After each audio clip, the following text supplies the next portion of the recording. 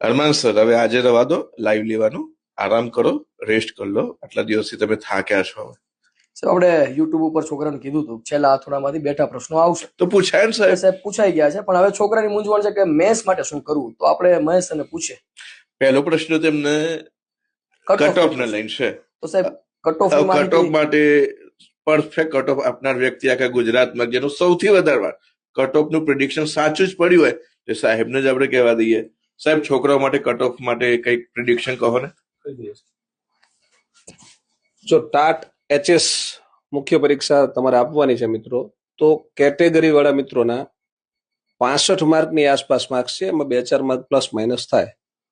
તમારું કેટેગરી વાળા મિત્રોનું મેરિટ છે 65 માર્કની આસપાસ રહેશે, અને ઓપન કેટેગરી વાળા મિત્રો છો એમનું મેરિટ છે 75 માર્કની આસપાસ રહેશે.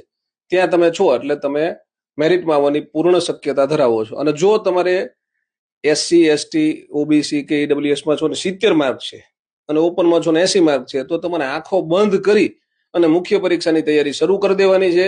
અને મુખ્ય પરીક્ષા માટે મહેશ સર હેના, તમારે જરાય ચિંતા નથી કરવાની. ગુજરાતી વર્ણનાત્મક સાહેબ ક્યાંય એક પણ માર્ક્સ તમારો ખોટો ન કપાય એ રીતે તમને ગુજરાતી વર્ણનાત્મક લખતા શીખવી દઈશ. સાહેબ તમારે પદ્ધતિ શાસ્ત્ર મસ્ત કરાવી દેવાનું છે. મુખ્ય પરીક્ષામાં પદ્ધતિ શાસ્ત્ર કેમ લખાય અહીંયા સાહેબ કુંડાળા નથી કરવાના, અહીંયા બિનજરૂરી ટેકનિકો કામ નહીં કરે, અહીંયા તમારું માઇન્ડ એપ્લાય કરવાનું. વિચારસરણી કેવી રીતે લખવું એ આપણું મૂલ્યાંકન રહેશે. તો આપણે આવું શીખડાઈ દેવાનું છે. અને ગુજરાતી વ્યાકરણ તમને 20 માર્કનું મસ્ત કરાવી દઈશું. ટૂંકમાં બિનજરૂરી તમને ઓવરબર્ડન નહીં કરીએ અને વધારે માર્ક્સ કેમ લાવવા એવી રીતે તમને ભણાવવામાં આવશે. મળતા રહીશું.